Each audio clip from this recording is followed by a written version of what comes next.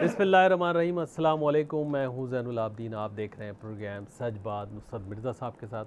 आज के मौज़ूआत आपने देख लिए। मिर्ज़ा साहब अस्सलाम वालेकुम।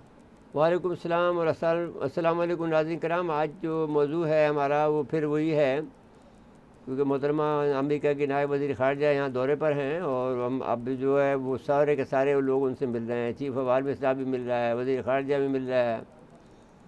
अब एक अमेरिकी नायब वज़ीर ख़ारजा है, जब आप उनसे आपके साथ उनकी बनती नहीं है तो उनको जो है जाने की इजाज़त उस वक्त देते हैं जब आपका कौंसल जनरल आता है, तो फिर आप उनको उनकी उनकी पजीराई इस कदर ज़्यादा करते हैं। ये अंदाज़ हमारी समझ में नहीं आया कि कब आप आज़ाद होंगे ज़हनी तौर पर। अभी ज़हनी ग़ुलामी का आप शिकार हैं और आपको आज़ादी के तौर पर अगर आपको देखना चाहिए तो फिर इसको वो एक डिप्टी सेक्रेटरी के लेवल की औरत है, इसको उसी लेवल पर जाने दें। ये ज़्यादा सेक्रेटरी से मिल रहे बखारजा से, बस दैट्स इट। और इससे ज़्यादा इसकी इनकी अहमियत नहीं है। अब वो किसी जहाज़ में आए या एटम बम के साथ आए तो इसको क्या उसकी अहमियत है। हम भी तो एटमी मुल्क हैं। मुझे ये बात याद है कि जब मैं पहला दोस्ती हुई नवाज शरीफ साहब से, तो रफ़ीक तारड़ साहब ने हमारी दोस्ती कराई। और जब इन्होंने एटमी धमाका कर लिया था तो मैंने इनसे जो बात करनी थी वो तो 2 मिनट में हो गई। मुबारकबाद दे दी उनको, ये कर दिया वो कर दिया। फिर मैंने इनसे पूछा कि ये बताओ कि ये एटमी धमाका करने के बाद में आपको कितना अच्छा लगा। तो उन्होंने मुझे कहा कि मिर्ज़ा साहब पहले जो है बहुत अच्छा लगा। पहले तो ये होता था कि ये लोग जो होते थे हमें हमारे सेक्रेटरी ख़ारजा को कोई गिनती में नहीं लाते थे और फाइलें इनकी मेज़ों पर फेंकते थे। और फिर इसके बाद में मुझसे मिलने का तो ये आलम था कि रात के 12 बजे अगर मैं कोई अमेरिकी सफ़ीर मुझे फ़ोन करे तो मुझे फ़ोन उठाना, यानी वो समझते थे कि मुझे फ़ोन उठाना चाहिए। तो अब जब से एटमी धमाका हुआ है तो जब से ये लोग सीधे हो गए हैं और सीधा डिप्टी सेक्रेटरी के पास जाता है हमारा इनका सफ़ीर जो है, और जो इनका प्रोटोकॉल है उस प्रोटोकॉल पे अमल करता है। क्योंकि एक सफ़ीर की हैसियत एक डिप्टी सेक्रेटरी की हैसियत से होती है, हमारे डिप्टी सेक्रेटरी की हैसियत से होती है। तो अब या ज़्यादा से ज़्यादा आप वज़ीर सफ़ीर आप की हैसियत जो है वो हम अगर हम अपने देखें तो जो हमारा सेक्रेटरी ख़ारजा होता है उसकी हैसियत में चले जाएँ। नवाज शरीफ साहब ये कहने लगे कि अब ऐसा नहीं करते, अब वो मुझसे बात नहीं करते हैं। और फिर दूसरी बात ये हुई है कि जब मैं गया सऊदी अरब। किंग जी अब्दुल्ला की वफ़ात पर जी उर्दन, जी। तो मेरे से मैं ख़ुद जो है क्लिंटन जो है वो मुझे बिल क्लिंटन जो है मुझे ढूंढता हुआ मेरे कमरे को तलाश करता फिर रहा था। यानी आप ये आलम था, कहने का ये अब हो गया था। और हर बात जो है वो मेरी अहमियत इतनी बढ़ गई है कि हर आदमी मुझसे पूछ के बात करता था। अब ये जहाँ जाओ वहाँ पर हम एटमी ताकत हैं। अब सऊदी अरब के दौरे पे भी जाओ तो वहाँ पर भी बहुत इज़्ज़त, जी जिस जगह भी जाओ वहाँ पर अब यानी हमारी बड़ी पजीराई होती थी। मेरे साहब, इस हवाले से जो नायब वज़ीर ख़ारजा का आना है और जो नए अहकामात लाई हैं, सीनियर सफारतकार ज़फ़रुल्लाह शेख साहब टेलीफोन लाइन पे मौजूद जी हैं। ज़फ़रुल्लाह शेख साहब अस्सलाम वालेकुम। सलामकुम मिर्जा साहब, कैसे हैं? ठीक हैं? जी अल्लाह का शुक्र है। आप फरमाइए, ये जो आप आप आज जी आई हैं विंडी शर्मन साहबा, जी जी। जिसकी वजह से हमें ये आप समझाएं हमें ये बात, क्योंकि हमारी समझ में तो आती नहीं है कि ये जब से कि ये ज़हनी ग़ुलामी का असर है, ये नफसियाती असर है, या वो सुपर पावरी का दबाव है कि हर आदमी लाइन में खड़ा होता है। चीफ़ ऑफ आर्मी साहब भी उससे मिल रहा है, वज़ीर ख़ारजा। बिस्मिल्लाह रहमान रहीम। ये जो डिप्लोमेसी के बहुत से टर्न्स होते हैं, किस्में होती हैं। उसमें शटल डिप्लोमेसी है, डायरेक्ट भी होती है, डायरेक्ट बात होती है, सीक्रेट बातें, सारी चीज़ें होती हैं। हर मुल्क की एडमिनिस्ट्रेशन जो भी होती है, खास करके जो पॉलिटिकल होता है, वो नेचुरली ब्यूरोक्रेसी वाली तो नहीं होती। हुकूमत सब जगह पे पॉलिटिकल लीडरशिप होती है। अब इस सिलसिले में जैसे जैसे कंट्रीज की अपनी अपनी जो इंस्टीट्यूशन स्ट्रांग होते हैं, उनसे उनकी बातचीत होती रहती है। हाईएस्ट लेवल पे भी होती है, कभी हेड ऑफ स्टेट लेवल की बात होती है। मैं सऊदी अरेबिया में रहा हूँ, कुवैत में रहा हूँ। बहुत कम उनके अमीर जो थे हमारे को प्रेसिडेंट से बात करते थे या नहीं करते थे। कुछ ऐसा होता था हमारे वक्त रियाज साहब के वक्त में, फिर मैं वहाँ रहा 4 साल सऊदीया में। बहुत आते हर वक्त किंग मिलते थे उनसे, मैं खुद मीटिंग्स में उनमें होता था। तो कहने का मकसद है कि हर लेवल की अपनी अपनी चीज़ें होती हैं। ये जो सिचुएशन अभी अफगानिस्तान की हुई है और इसमें नई अमेरिकन एडमिनिस्ट्रेशन आई है और अमेरिकन को वहाँ से जाना पड़ा है, और ओवरऑल यही इम्प्रेशन है, इवन अमेरिकन के थिंक टैंक में भी यही है कि अमेरिकन ने ये जो है ना हार के बाद चले आए हैं। और मैंने तो खुद स्पीच सुनी थी बाइडेन की, उसने कहा कि हमें बड़ा भरोसा था गनी पे, उसने धोखा दिया, हमें ये पता नहीं था कि हमें छोड़ के चला जाएगा। Look at the extent of intelligence, और उनकी जो CIA और पता नहीं क्या क्या एजेंसीज होती हैं, 20 साल से वहां बैठे हुए, उनको ये पता नहीं चला कि गनी कैसे चला गया, कैसे कैसे ले गया, हमें कैसे धोखा दे गया। और तालिबान की स्टेटमेंट ये आई, हमें खुद समझ में नहीं आता कि उतनी आसानी से हमने काबुल में कैसे पहुंच गए। I mean look at the extent of their level. नहीं ये बात नहीं है। अगर आप देखिए, देखिए शेख अब साहब, आप ये जो भी है, मैं आपको बता रहा हूँ, ये जो भी विजिट हुए है, विंडी की जो विजिट है, इसमें उनको पहले देखें, वो ब्लिंकन की लेवल पे फॉरेन मिनिस्टर से हमारी बातें जा रही। ये अखबार में बहुत आया कि जी बाइडेन ने जो है हमारे प्राइम मिनिस्टर से बात नहीं की है, नहीं की है। वो कोई बड़ी बात नहीं है ना भी करो। तो हमारे प्राइम मिनिस्टर ने कहा था कि नहीं, कोई ऐसी बात नहीं है, I am not waiting for him. कोई किसी के साथ वेट नहीं करता, मगर रिजर्वेशन थी उसमें। तो वो अपनी नई टीम जो थी उसमें, जिसमें ज्यादातर इंडियन ओरिजिन के लोग हैं, उनके जो कैबिनेट है, और उसमें जो है वो सारे उनको नेचुरली ब्रीफिंग्स जो मिल रही थी वो डिफरेंट किस्म की थी। अफगानिस्तान का एपिसोड एकदम उसके गले में पड़ गया। अब ये तो स्केप गोल्ड तो किसी को तो बनाना है। आपके, अगर मैं आपके प्रोग्राम में या कहीं मैंने जरूर कहा था कि ये सैंक्शंस के लिए बहाना ढूंढेंगे कि भाई ये हुआ, फला हुआ, ये नहीं होता। हालांकि अफगानिस्तान की पॉलिसी हमारी बिल्कुल क्लियर है, अमेरिकन को भी कहा है, और उन्होंने खुद माना है। 2 साल पहले नेगोशिएशन में शामिल करते थे, इन्हीं तालिबान से उन्होंने डिस्कशन की थी। उन्हीं के लिए हम तो चाहते हैं कि पीसफुल अफगानिस्तान हो, और यही चाह रहे हैं कि उनको ह्यूमैनिटेरियन असिस्टेंस, उनको अकेला न छोड़ा जाए। ऐसे ना हो कि जो टेररिज्म दोबारा फिर शह पकड़ ले और फिर फला हो। इन्हें यही चीज है जो पाकिस्तान ने अभी तक रिकॉग्नाइज भी नहीं किया अफगानिस्तान को। वो कह रहे हैं हम दुनिया के साथ हैं, रीजनल मुल्कों से कंसल्टेशन करेंगे, उसके बाद आएंगे। बड़ी अच्छी पॉलिसी नहीं है तो और अब ये हमारी तो ठीक बैलेंस हो गया, है। लेकिन मैं अच्छा, ये कहता हूँ जहाँ कि तक आर्म फोर्सेस से हमारे चीफ ऑफ आर्मी स्टाफ हमारे बहुत इंपॉर्टेंट आदमी है, और हमारा बड़ा इंपॉर्टेंट इंस्टीट्यूशन है। हमारे पॉलिसी मेकिंग में उनका बड़ा सेंसर हाथ होता है। कुछ मुल्कों में ये होता है कि आर्मियों को पीछे रखते हैं, कुछ हमारी अगर आर्मी आगे है तो इसमें कोई हर्ज नहीं है। सच्ची बात, मैं अल्जीरिया में काम करता था, हर चीज अब देखिए ये हर मुल्क के सिस्टम पे है, मगर उसमें ये थोड़ी है कि अगर चीफ ऑफ आर्मी साहब से मिले तो दूसरी पोजीशन अंडरमाइन हुई। अब जैसे प्राइम मिनिस्टर से मुलाकात इस दफा नहीं हुई है, जरूरी नहीं कि विंडी ने कहा होगा कि मैं नहीं मिलूंगी। हालांकि जो इंडिया में उन्होंने जो कहा है वो बड़ा ऑब्जेक्शनेबल था। हमने अपनी रिजर्वेशन शो की है कि ये कैसे कहा उन्होंने कि मेरी बड़ी ब्रीफ विजिट है और मेरी स्पेसिफिक विजिट है।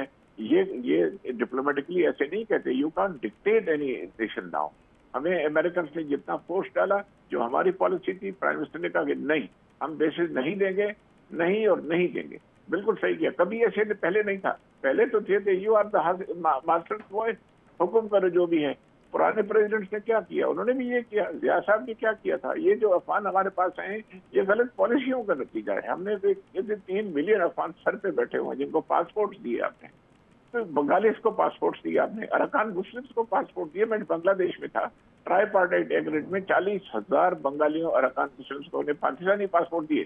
सऊदीया में मैं था, जितने वो क्राइम करते थे सारा पाकिस्तानी पासपोर्ट पे करते थे। हमारे जो पाकिस्तानी पासपोर्ट की इज्जत थी वो मट्टी में मिल गई सारी दुनिया में, सिर्फ अफगानियों की वजह से। अफगानियों ने हमें, तालिबान ने जो अफगान थे वो उन्हें हमें तो क्या फायदा दिया। मगर हम सोच रहे हैं कि नहीं, अफगानिस्तान की फिर भी होना चाहिए। मुसलमान मुल्क है, अभी भी TTP वाले लड़ रहे हैं। कौन है ये तहरीक तालिबान पाकिस्तान या फला जो भी है।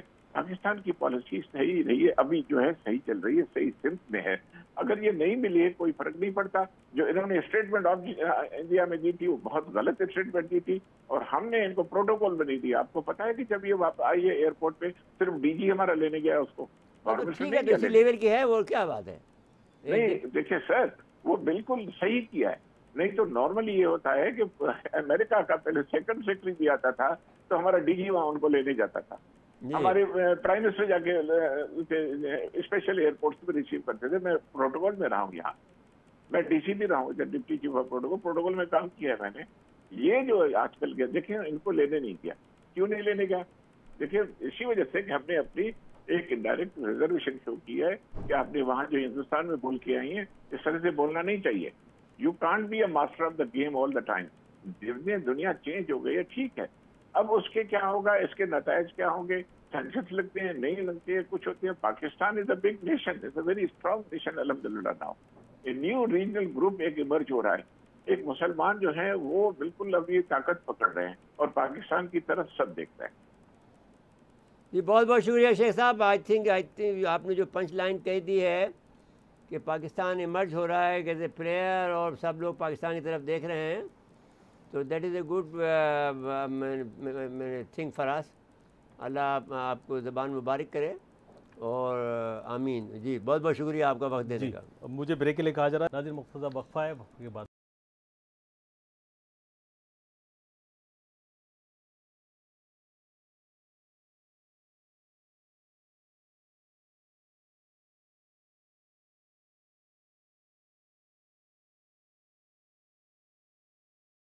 एक मरतबा फिर प्रोग्राम में खुशामदीद कहते हैं। जी मिर्ज़ा साहब, ये टेलीफोन वाली बात जो है ना, ये भाई जैन उस पर करने की क्या इमरान ज़रूरत है? खान ने ये बात कह दी कि मुझे कोई टेलीफोन का उनका इंतज़ार नहीं है। बात यह है कि हमारे उनके दरमियान में जो एक सतह पे बात हो रही है वो तरीक़ाकार होता है। हमारी जो जो जो सदारती जो हेड ऑफ़ द स्टेट की जो मुलाकातें होती हैं वो एक किस्म की रस्मी मुलाकातें होती हैं। जी बाकी चीज़ें सारी नीचे से ऊपर होकर आती हैं और फिर उसके बाद में फिर हेड ऑफ़ द स्टेट आपस में मिलते हैं या टेलीफोन कॉल करते हैं। तो जो बाइडन कोई इमरान खान का दोस्त नहीं है, कोई पुरानी उनकी मुलाकात ज़्यादा नहीं है, तो अब इस लिहाज से देखा जाए तो जो बाइडन अगर नहीं करता है, जैसा कि दूसरी वजह जो शेख साहब ने बयान की है वो ये की है कि भाई सारी जो है इंडियन उसके इनके जो टीम है वो इंडियन है, इंडियन नज़ार टीम है। जी तो वो एक तफसील मजाक किसी ने मजाक में कहा है कि भाई दुनिया पे हुक्मरानी कौन कर रहा है, तो कहते हैं कि साहब वो इंडियन हुक्मरानी कर रहे हैं, इसलिए कि उसमें सारे दुनिया के जो CEOs हैं वो इंडियन हैं और यहाँ तक के जो नायब सदर जो हैं अमेरिका की वो भी इंडियन आज़ाद हैं। तो अब वो बात अपनी जगह पर है कि इंडिया इस वक्त मैंने इस लिहाज से तो अमेरिका पे तो कब्ज़ा, अमेरिका पे तो आसानी से कब्ज़ा नहीं। अब पहले मुसलमान आ गया था बाराक हुसैन ओबामा जो है वो मुसलमानों को कोई काम करके तो गया नहीं, वो तो अपना ही बस गुजार के गया। अमेरिकी सदर अमेरिका के लिए काम करेगा। हाँ लेकिन इंडियन तो फिर अपना इंडियन तो फिर अपना काम करते हैं ना। इंडियन की एक बड़ी प्रॉब्लम ये है, पाकिस्तानी का भी प्रॉब्लम है कि पाकिस्तानी अपना काम तो ज़रूर करते हैं बीच में।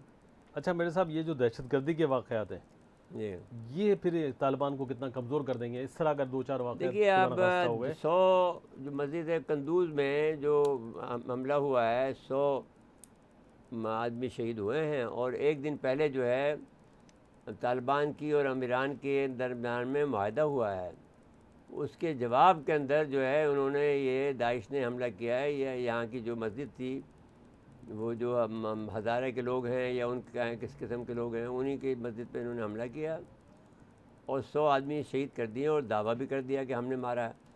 तो आपको याद होगा कि हमने बहुत पहले आपसे ये बात कही थी अपने प्रोग्राम में, 1000 दफ़ा मेरे ख़्याल में एक बात ये की होगी, अगर 1000 दफ़ा मुबालगा है तो कम से कम 100 दफ़ा तो की होगी कि भाई ये तरीका ये है कि ये लोग जब अमेरिका से चले जाएंगे तो ये जब आएंगे तालिबान तो अपने ऑफिसों में बैठेंगे, तो उस वक्त ये दाइश को मुतहरिक करेंगे और वो दाइश वाले आएंगे, एक आदमी आएगा और वो अपने आप को उड़ा लेगा और ये इनके तालिबान से वो इस तरह से वो बदला ले लेंगे।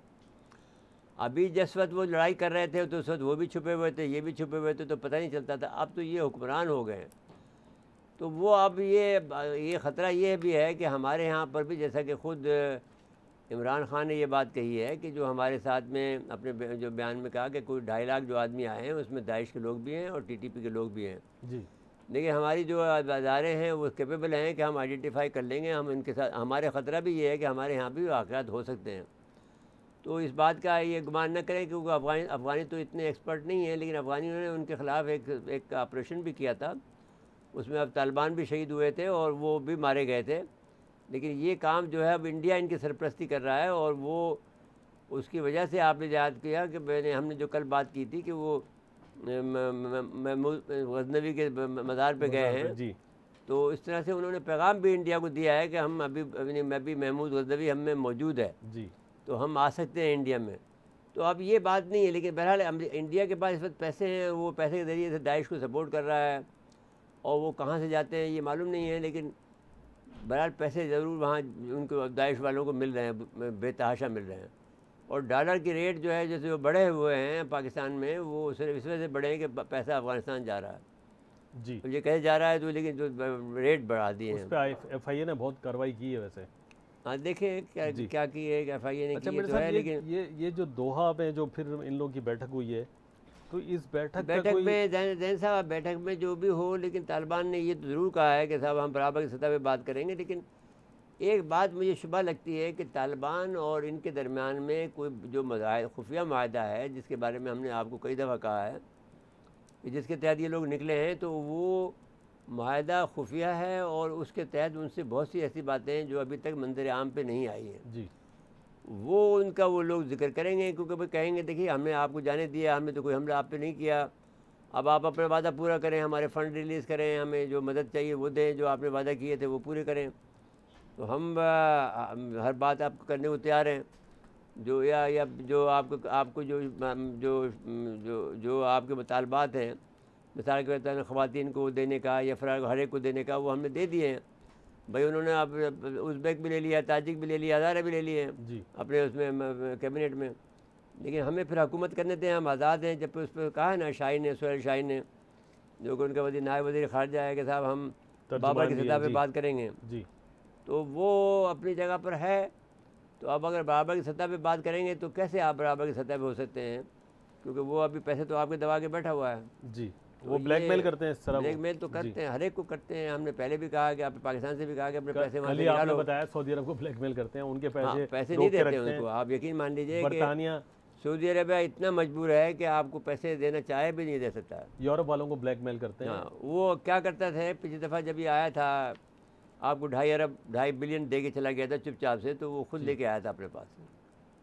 मतलब यानी इस तरह से नहीं दे के गया था, बल्कि वो आप कैश लेके आपको दे के चला गया। मतलब खुद ला गया, हुंडी वाला निज़ाम। सलमान जो है तो उस पर सवाल उठे थे कि नवाज शरीफ को दे के चला गया, ये वो फलाना। तो वो क्योंकि वो मजबूर थे कि वो आपको बाई चेक किया, आपको उससे नहीं ट्रांसफ़र कर सकते हैं। ये मुसलसल दबाव जो हम पर है, तो एक जवाब हमारी तरफ से तो वाज़ेह हो जाना चाहिए ना। नहीं, जवाब की बात ये है कि जैसे कि अभी इन्होंने कहा शेख साहब ने कि भाई उनको लेने के लिए नहीं गए, जवाब तो हम मुनासिब अंदाज में दे रहे हैं उन्हें। और जहाँ जहाँ चीफ मिल रहा है तो वहाँ पर एक विंडो खोल रखी है इन्होंने कि भाई कोई एक इमरान अगर अकड़ के बैठा हुआ है तो वो एक तरफ से एक विंडो खोल दी है कि भाई चलो इनकी अशोई हो जाए और इनके आंसू जो पूछ जाएँ कि भाई उनको अहमियत दी है। वो समझते हैं कि भाई चीफ आर्मी स्टाफ ही ज़्यादा अहम है, क्योंकि पहला काम ये करते हैं जब भी कभी इनका चीफ आर्मी साहब से बात करते हैं, पहला काम ये करते हैं कि यहाँ मार्शल लगा दो। बस ये काम, पहला काम, ये जो सबसे पहले जो चीफ आर्मी स्टाफ को सिखाते हैं वही काम सिखाते हैं। कोई भी चीफ बात कि कंट्रोल कर लो, आप कर लें तो हमारे लिए आसान हो जाएगा, क्योंकि हम इनको पाकिस्तानियों को कंट्रोल करना, मारना पीटना आपका काम है जी। हमें तो आप रिज़ल्ट चाहिए कि साहब हम जो आप कहते हैं आप मान लेंगे। ये बाकी दूसरे जो सियासतदान होते हैं वो हमारी बात नहीं मानते हैं, आप हमारी बात आसानी से मान लेते हैं। तो वो बात भी अपनी रही पाकिस्तानी के, अब चीफ आर्मी साहब भी वो बात आप नहीं कर सकते हैं, ना मार्शल लगा सकते हैं, ना इनकी बात पूरी तरह मान सकते हैं जी। वो भी अपना तरह जो है इनके साथ में रख रखाव की बातें करते हैं। वो कभी भी नहीं किया। वैसे पाकिस्तान का एक बात अजीब बात है कि इनकी ज़रूर खिदमत करते रहे पाकिस्तानी, लेकिन फिर बाद में अपना काम भी करते रहे।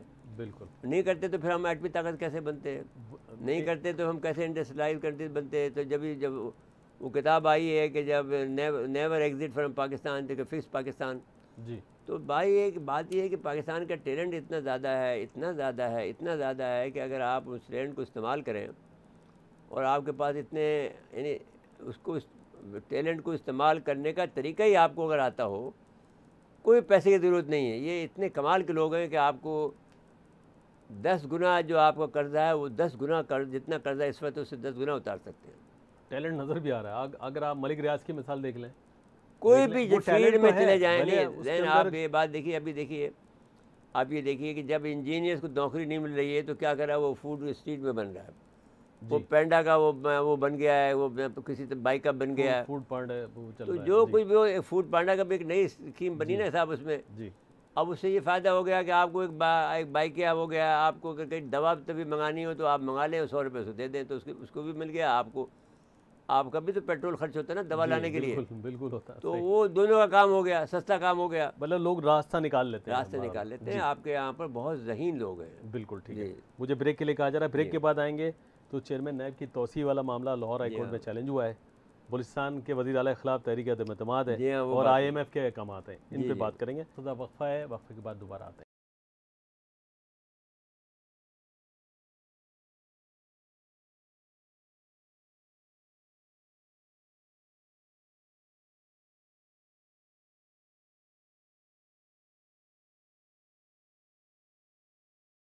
एक बार फिर प्रोग्राम में खुशामदीद कहते हैं। जी मेरे साहब, चेयरमैन नैब की तौसीह वाला मामला जो है, भाई देखिए बात ये है कि चेयरमैन नैब की जो दस्तूरी तरीका है वो तो ये है कि आप जो कुछ भी है कि जो आप कुछ भी कहें, शहबाज शरीफ अपोजिशन लीडर तो है जी। तो दस्तूर में तो ये लिखा हुआ है कि आपको अपोजिशन लीडर से जो है वो उससे मशवरा करना पड़ेगा, और जिस तरह आप वोट लेकर आए इसी तरह वो भी वोट या फिर आप उसको सज़ा दिलवा देते जब तक, अभी तक आप सज़ा भी दिलवा सके। तो आप अगर उसको हटवाना चाहते हैं, इन्होंने ये अक्लमंदी की कि उसको बचाने के लिए पीपल पार्टी ने, अपोजिशन ने ये कोई किया कि उसको बना दिया अपोजिशन लीडर जी, ताकि वो फिर फैसला साजी में शामिल हो जाए। अब इन्होंने उसका तोड़ ये किया है कि वो एक आर्डिनेंस के जरिए कर दिया, तो आर्डिनेंस चैलेंज हो गया, और आर्डिनेंस चैलेंज हो जाएगा तो दस्तूर के ख़िलाफ़ है तो वो हो जाएगा। आज इनकी पेशी थी बैंकिंग कोर्ट में, शहबाज शरीफ की और हमजा, उनको 30 अक्टूबर तक की ज़मानत में दोषी भी हो गई है। अब दोषी हो गई तो अब इसका ये मतलब हुआ है कि ये आर्डिनेंस पे तो बड़ा मसला खड़ा हो जाएगा ना जी। अच्छा, फिर उनकी बैठक भी शुरू हो गई, वो जो अपोजिशन की जो जमातें सारी मिलके एक जो अलायंस बनाया हुआ है वो भी बैठक। बात ये है कि नैब जो है, आप जो दूसरी बात ये है कि आप जो बात भी कहें कि ये दूसरी तरफ ये भी तो है कि जो पिंडोरा बॉक्स खुला है उसमें 700 पाकिस्तानी हैं, उनके ऊपर तहकीकात भी शुरू हो गई है। उसमें मुशीर भी हैं, वजीर भी हैं, उनके भी कुछ उनको तो पहले सूरत में हटा देना चाहिए, आपको नाम भी आ गया तो हटाना चाहिए। अब वो उसको बल्कि उल्टा जब जो आपके वजीर साहब हैं उनको फिर अब सेनेटर भी बना रहे हैं, तो अब ये अच्छा उनको सेनेटर बना रहे हैं, उनको KPK से अब, हाँ, क्योंकि यहाँ से उनको शायद बता दिया गया कि मुश्किल होगी तो वहाँ ले जाएंगे। नहीं कोई बात नहीं है, लेकिन बात ये नहीं है कहने की, बात ये कहने की एक वो ही कह रहा है कि उसका जो बयानिया है तरीन साहब का, शौकत तरीन का, कि भाई मैं तो ज़रूर मैंने कंपनी खोली थी लेकिन फिर न मैंने कोई ट्रांजैक्शन उसमें नहीं किए, तो बज़ाहिर वो ऐसा लगता है कि वो सच्चा हो और ताकि कि वो कोई आदमी अदरवाइज़ प्रूव ना करे जी। तो अब क्योंकि नवाज शरीफ भी कहता था कि मैंने नहीं किए, लेकिन बाद में प्रूव हुआ कि उसने किए। अब अगर ये बात है तो फिर अच्छा, अब चलो ये बात तो खटाई मसला मैंने एक तनाज़ा बन गया ना, जो ऑर्डिनेंस जो है इस पर अब जब अदालत जो फैसला करेगी वो करेगी, वही फिर मान लिया जाएगा। हाँ।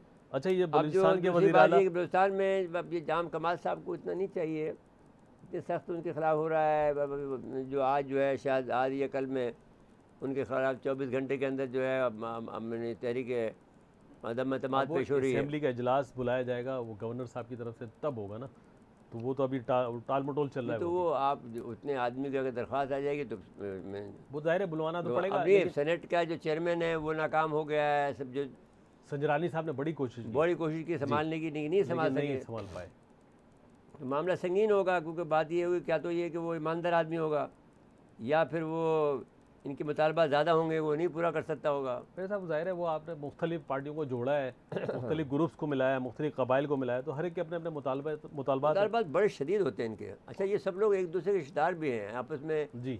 एक कोई छोटा सूबा है, लैंड बहुत बड़ी है लेकिन ताल्लुकात सबके आपस में जी। अब ये है कि बहरहाल तब्दीली जो है वो कोई ना कोई मैंने वहाँ से शुरू हो रही है बलूचिस्तान से। अफसोस की बात यह है कि 60% बलूचिस्तान अभी भी बिजली से महरूम है, ये इंतहाई नाकामी है, और ज़लज़ले की वजह से वो बिजली ना उससे भी ज़्यादा मसला ख़राब हुआ कि अंधेरे में काम नहीं कर पाए। जो उनको बिजली पहुँचाने का तरीक़ाकार है, वो तरीक़ाकार के ज़रिए से अगर आपने ज़रा से खंबे लगाए, आपने हर जगह पर बिजली पहुंचाई, तो अब कितना खर्चा होगा। तो वो ईरानी से अच्छा आप नहीं तो ईरानी दे रहे हैं तो गवर्नर तक दे रहे हैं ना, ईरानी आगे ले आए, बोले डिस्ट्रीब्यूशन आप करें। डिस्ट्रीब्यूशन नहीं हो सकती, आप खुद देख रहे हैं कितना बड़ा इलाका है, कहाँ तक आप उसको बिजली के लेके जाएंगे। आप 200 का गाँव है, उसमें बिजली पहुँचाने के लिए आपको 2.5 अरब रुपये चाहिए। अच्छा मेरे साहब, ये आज IMF के जो अहकामात हैं, भाई IMF ये कह रहे हैं कि बिजली की जो सब्सिडी खत्म करें आप। सब्सिडी पहले तो बताएं, सब्सिडी कहाँ दी जा रही है? 20 रुपये दी जाती है। नहीं देखिए बात ये है कि बिजली आपको पड़ती है 25 से 26 रुपये पर यूनिट, तो 32 रुपये कमर्शियल का रेट है, नहीं 32 से 34-36 रुपये, तो वो टैक्स वगैरह लगा के है ना जी। तो फिर सब्सिडी कहाँ वो नहीं, फिर देखिए फिर जब आप आ जाते हैं इस पर हाइडल पे आते हैं, तो और जब आप न्यूक्लियर पे आते हैं, जब आप दूसरे सिस्टम पे आते हैं, तो फिर आपका रेट बढ़कर कम होकर 15 या 16 रुपये हो जाता है पैदावारी लागत जो है। ठीक है। अब इसकी डिस्ट्रीब्यूशन का जो है मामला वो थोड़ा सा महंगा हो जाता है, डिस्ट्रीब्यूशन के लिए अब ये हो रहा है कि जैसे मिसाल के तौर पर K2 के जो डिस्ट्रीब्यूशन है उसकी लाइन वो अलग से बिछा कर दे रहे हैं जामशोरो तक जी, वहाँ तक जिनकी लाइन अलग से बिछा रहे हैं, फिर वहाँ से डिस्ट्रीब्यूशन होगी उसकी, कराची को दी जाएगी। या फिर कराची को डायरेक्ट दें, तो यहाँ पर कोई ऐसा कोई इनका सिस्टम नहीं है कि अब पूछेंगे कभी जब वो मिलेंगे K2 को, जब मैनेजर मिलेगा कभी, अभी बुलाना चाहते हैं हम किसी वक्त में जी जी बिल्कुल ठीक। तो वो जब बुलाएंगे तो पूछेंगे भाई किस तरह से आप ये कराची को सप्लाई दे रहे हो, जो 500 मेगावाट की जो बात आपने की थी। अच्छा, ये जो सब्सिडी वाला मामला है ना मेरे साहब, ये सब्सिडी वहाँ से ख़त्म करनी चाहिए जिनको सरकार मुफ्त बिजली दे रही है। हाँ। सरकारी अफसरान को, अहम ओहदों पे मौजूद वो शख्सियात उनको को ख़त्म कर दें, वो ख़त्म करें। हाँ।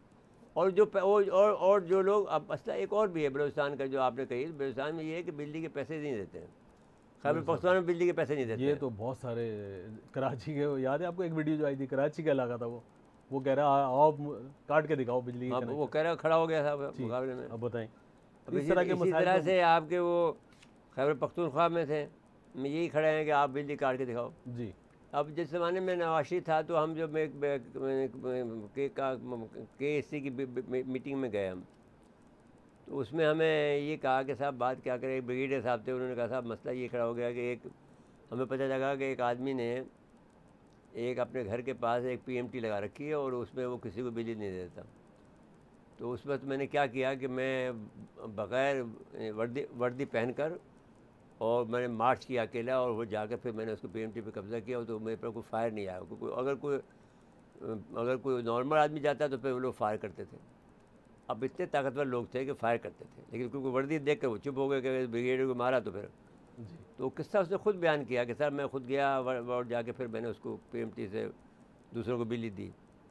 तो इस तरह की सूरत हाल, हाँ, बड़ी सूरत हाल है भाई। यहाँ पर बड़े बड़े दादागिरी लोग बैठे हुए हैं। मेरे साहब बस वाइंड अप के लिए कहा जा रहा है, अब ये महंगाई से जो आवाम तंग है ना, इसका ढिठाई से इनकार किया जा रहा है हुकूमत की तरफ से, और ये बड़ी महंगाई तो इसलिए होगी ना कि अब मसला ये है कि आप महंगाई के साथ में अब देखिए ना, सबकी तनख्वाहें बढ़ रही हैं। आप बढ़ाएं तनख्वाहें, 10% तो तनख्वाहें उन्होंने बढ़ाई हैं जी, लेकिन अभी तक जो है, और फिर अभी बहुत से इदारों में बढ़ गई है। महंगाई दुगनी हो गई है, तो तनख्वाह 10% से कुछ नहीं होगा। महंगाई दुगनी हो गई है, दुगने तनख्वाह से होनी चाहिए, कम से कम 25%, फिर जाके लोगों को रिलीफ मिलेगा। मुझे आप बात जो कर रहे हैं वो सही करें ना, कि अगर आपको जैसे किसी एक इदारे ने 40% दिया है जी, वही तरीका आपको इस्तेमाल करना चाहिए। तो 40% फिर पूरे कम से कम 40%। जी, बिल्कुल ठीक है। प्रोग्राम का वक्त ख़त्म हुआ। नाज़रीन, आज के लिए इतना ही। आइंदा प्रोग्राम तक के लिए इजाज़त चाहते हैं। अल्लाह हाफ़िज़।